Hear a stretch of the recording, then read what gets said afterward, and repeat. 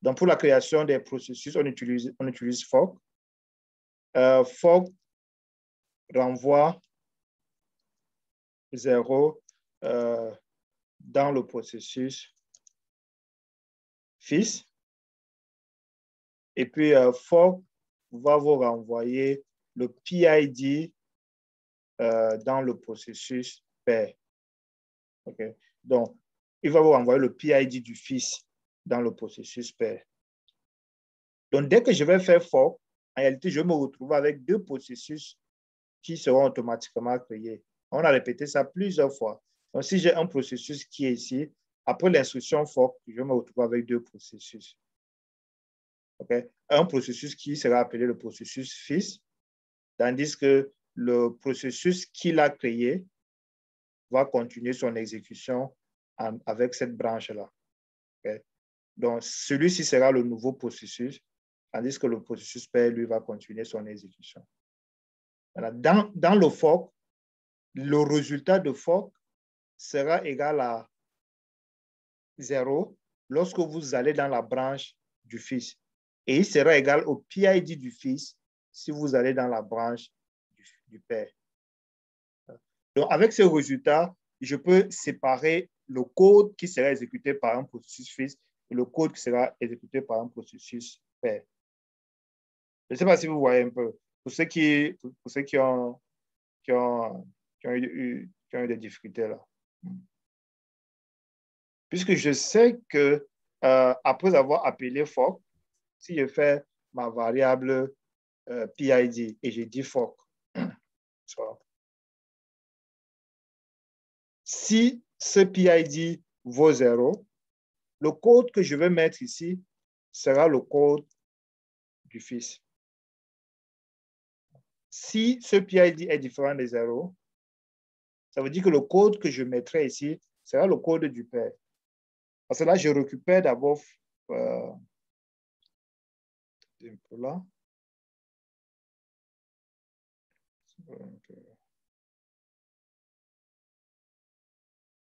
Voilà, on peut, ouais. En fait, fork peut échouer. Fork renvoie -1 s'il y a échec. Exact. OK. Donc, fork renvoie -1 s'il y a échec. OK. S'il y a échec de création, c'est vrai. Donc, je n'ai pas pris le cas. J'ai oublié de prendre le cas où il y a eu échec. Donc, s'il y a échec de création, le fork va vous renvoyer -1. Donc, après avoir fait un fork, comme ça,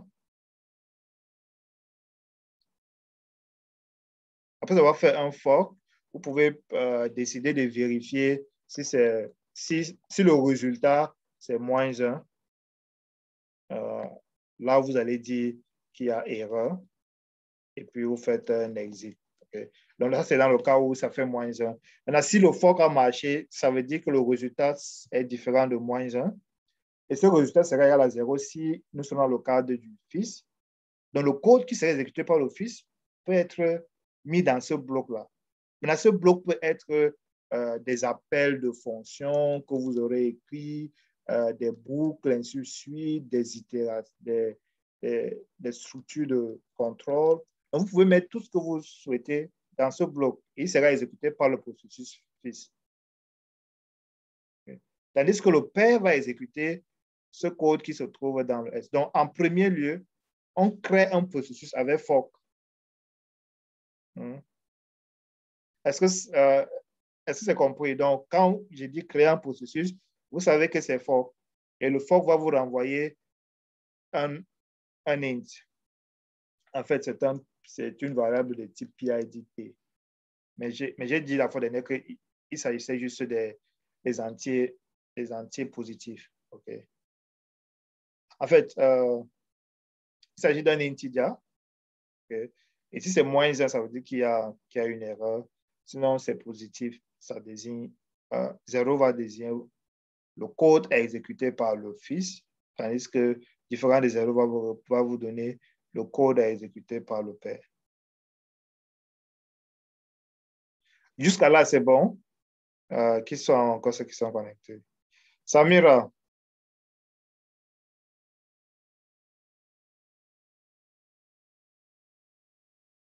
Et puis, Wilfried.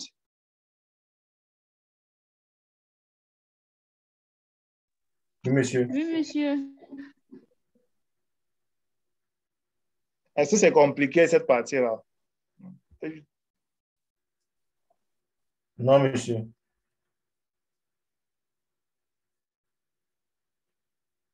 Vous voyez que ce n'est pas en fait compliqué.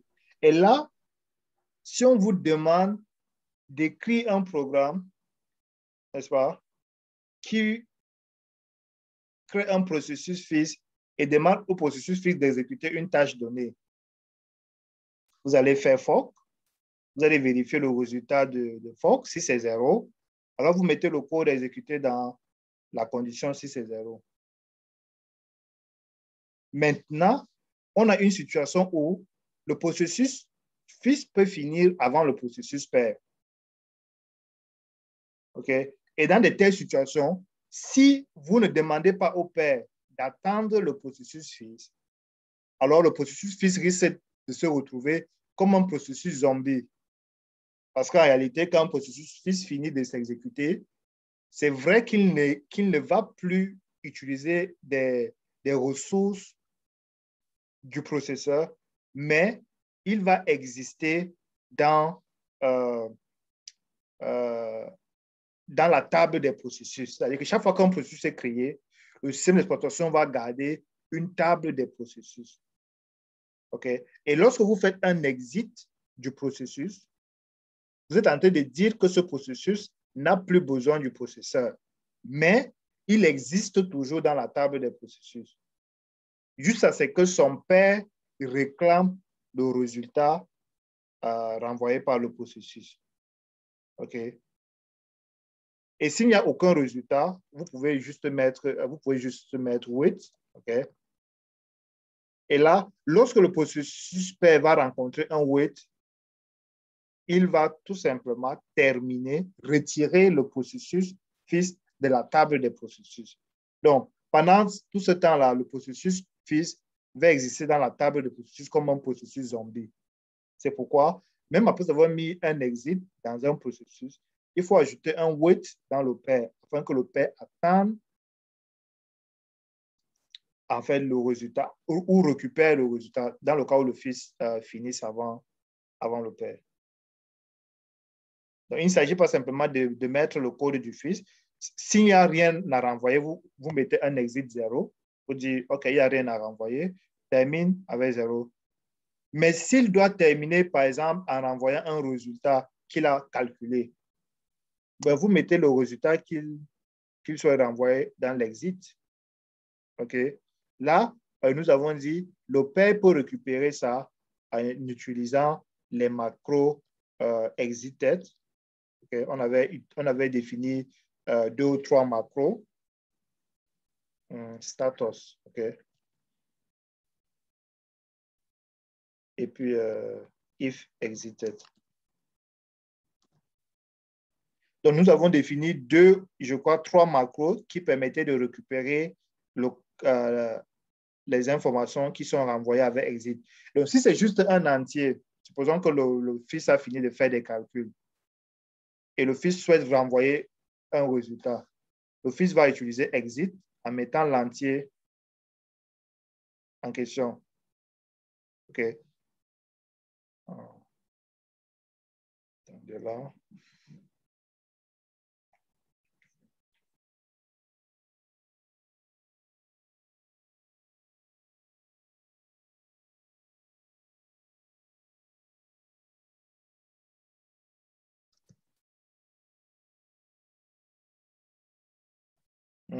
J'ai l'impression comme si je n'ai pas mis le TP en question.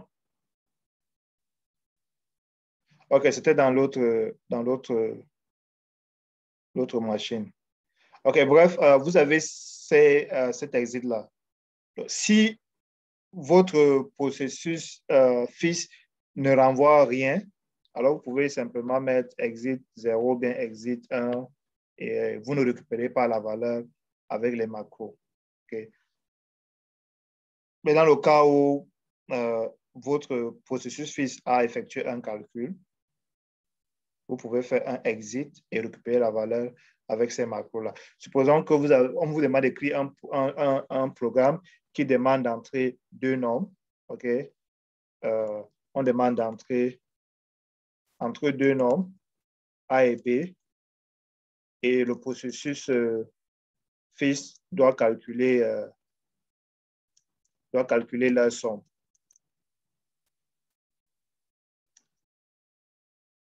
Vous allez faire un fork, créer le processus FIS, demander au processus FIS de faire la somme. Maintenant, une fois qu'il a créé, il a fait la somme, il peut décider de print la somme pour dire, OK, la somme, n'est-ce pas? Et vous mettez votre somme. Mais il peut décider d'envoyer cette somme au père. Il va envoyer cette somme au père en faisant quoi? En faisant un exit de somme. Et le père va récupérer ceci avec les macros if exited. Je cherchais la syntaxe correcte. Okay? Mais l'idée, c'est de savoir que ça existe. Une fois que vous savez que ça existe, vous allez retrouver ça dans vos supports de cours. Okay? Donc, j'utilise exited pour savoir si effectivement le fils a terminé et je récupère avec status exited. Donc, chercher l'instruction correcte. Je crois qu'il y avait un TP où on a utilisé cela. Je cherchais le TP en question, mais j'ai perdu les fichiers qu'on avait débuté le cours avec, okay? Parce que le disque dur de ma machine avait c'était gâté, donc j'ai perdu toutes ces informations. Mais nous avons fait un TP similaire, je me rappelle. Ça doit être dans les TP 1 seulement. Jusqu'à là, c'est bon. Comment envoyer les informations du fils vers le père? Là, vous utilisez exit. Le fils va faire exit. Ça permet d'envoyer les informations lorsqu'il se termine au père. Maintenant, nous avons dit que cette façon de communiquer-là n'est pas adéquate. Pourquoi? Parce que cela oblige à ce que, en fait, cela réduit la communication uniquement aux int. C'est-à-dire que vous ne pouvez envoyer au père que les int. Okay? Somme est définie comme un int, puisque exit attend comme paramètre un int. Mais si vous souhaitez envoyer une structure de données, peut-être une structure de données étudiant, où vous avez le nom, le prénom, la date de naissance, ainsi de suite. Vous souhaitez envoyer ces informations au père. Vous ne pouvez pas utiliser exit et en passant en paramètre étudiant, parce que étudiant, c'est une structure de données. C'est là où on utilise la notion de... On utilise la notion des tubes anonymes ou bien des tubes nommés afin de faire communiquer les deux processus. Donc, si je suis dans PID est égal à 0, je suis dans l'office, l'office va faire tout ce qu'il a à faire.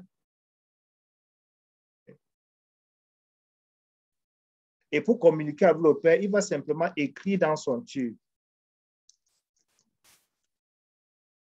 Le père en question, s'il souhaite communiquer avec le fils, il va écrire dans son tube.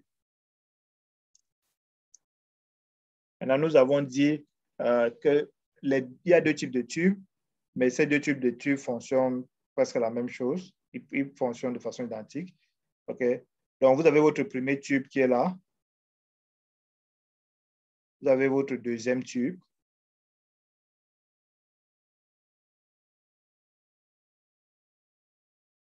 Si le fils souhaite communiquer, cette extrémité est utilisée pour la lecture et cette extrémité est utilisée pour l'écriture.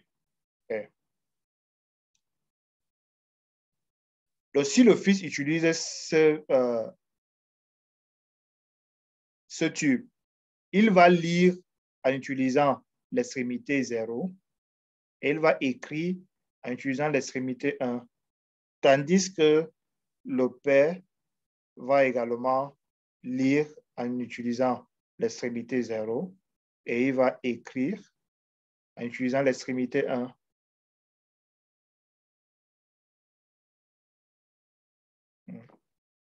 Donc, dès l'entrée de mon pro, donc, dès que j'entre dans mon fils, je dois fermer les extrémités que je n'utilise plus. Et après avoir utilisé les tubes, je ferme les deux autres extrémités.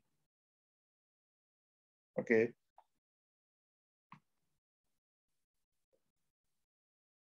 Donc, comment, si ceci représente votre, le fils va utiliser quelque chose comme ça, OK? Tandis que votre père va avoir quelque chose de cette façon-là, OK?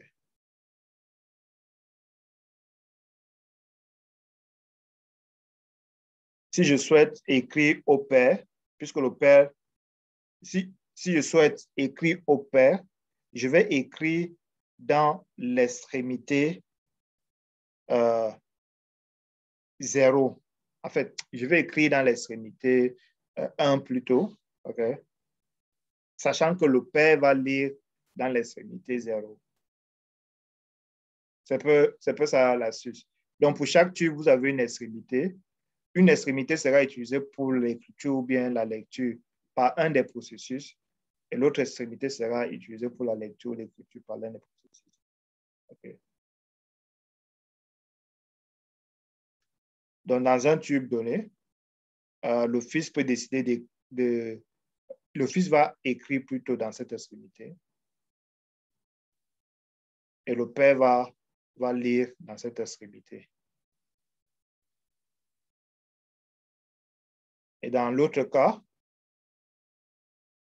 le père va écrire dans cette extrémité et le fils va lire dans cette extrémité.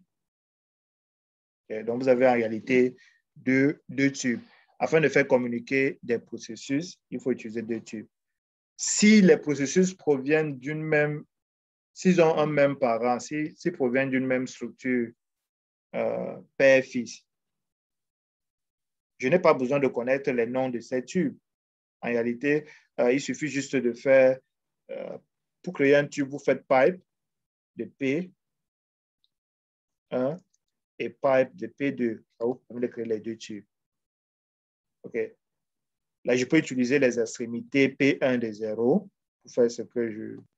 ou P2 de 1. OK. Donc, le fils peut utiliser ces deux extrémités, tandis que le père peut utiliser l'extrémité P1 de P1 et il peut utiliser l'extrémité P2, 0. Okay. Donc, vous avez deux tubes et en utilisant juste les noms des variables, je peux faire communiquer les deux processus. Okay. Le fils utilise ces extrémités, le père utilise ces extrémités. Maintenant, nous avons dit ceci a une limitation, c'est qu'il ne concerne que les processus qui sont dans le même programme. Donc, ça, c'est peut-être un même programme main.c. Mais si vous avez un main, si vous avez process 1.c, vous avez un autre process 2.c, les variables que vous avez déclarées P1 ici ne sont pas visées par P2. Ces deux variables sont en fait différentes, puisque les deux fichiers sont le contenu les variables déclarées dans les deux fichiers sont locales, okay, aux deux fichiers. Comment est-ce qu'un processus, ces deux processus peuvent communiquer? Ils ne peuvent pas utiliser des variables, ils sont obligés d'utiliser des tubes nommés. Donc, je me répète plusieurs fois, c'est assez trivial en fait. Pour moi, je crois que le problème se situe plutôt peut-être dans le code. Vous comprenez en fait comment ça marche, mais vous avez plutôt les soucis peut-être dans le code. Et si c'est un tube nommé, il faut utiliser MK-FIFO pour créer le tube du père. Et puis MK-FIFO pour créer le tube du fils. Et le même principe s'applique.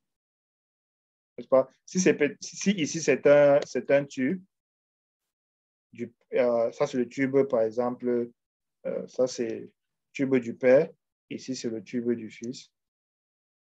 Remarquez que ces noms doivent être identiques. Donc, dans le processus 1, je vais créer le père. Dans le processus fils, je vais créer un tube. Okay. Donc là, ici, je vais faire un open du fils. Ici, je vais faire un open du père.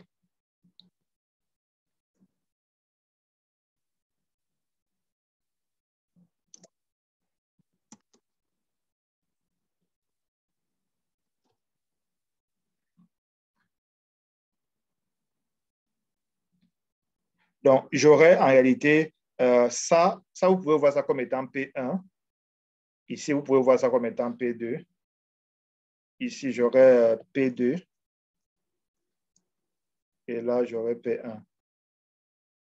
Donc, chaque processus va en fait créer un tube nommé et ouvrir un autre tube. L'autre processus va créer un tube et ouvrir ce tube. Et nous avons dit la fois dernière que tant qu'il n'y aura pas deux ouvertures, parce qu'il doit y avoir une ouverture en lecture, okay, et une autre ouverture en écriture. C'était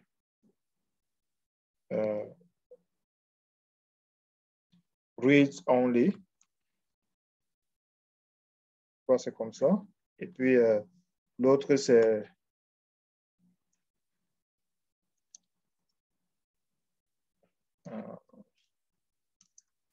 je ne sais pas, write only. Bon, ce sont les constantes qu'il faut vérifier.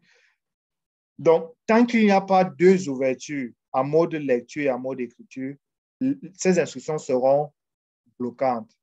Okay, ces instructions seront bloquantes. Donc, il faudrait que le tube, que les deux extrémités du tube soient créées. Okay. Donc, si votre tube est là, okay, il faudrait qu'il y ait une ouverture en mode lecture réalisée soit par ce processus ou bien par ce processus, et ensuite une autre ouverture en mode écriture par un autre processus. Lorsque ces deux instructions vont se réaliser, alors c'est à ce moment que votre tube devient fonctionnel et on pourra passer à l'instruction suivante. OK. Donc, c'est juste ça la différence avec les tubes nommés. Les tubes nommés, les ouvertures seront bloquantes jusqu'à ce que les deux extrémités soient disponibles. Quand les deux extrémités sont disponibles, alors on passe à l'instruction suivante. Ça fait que si vous avez fait un open en mode lecture dans un processus ici, vous devez faire open en mode écriture dans l'autre processus. Est-ce que vous voyez? Donc, ça ressemble un peu à ce cas où on a utilisé l'extrémité 0 chez le fils et chez le père, on a utilisé l'extrémité 1. Donc, si vous avez deux processus différents comme ça, vous devez ouvrir des tubes nommés, l'un en mode écriture et l'autre en mode lecture. Dès que vous faites ça, automatiquement, le tube est disponible. Et comme le tube n'est pas bidirectionnel, vous devez faire comme ça pour deux tubes.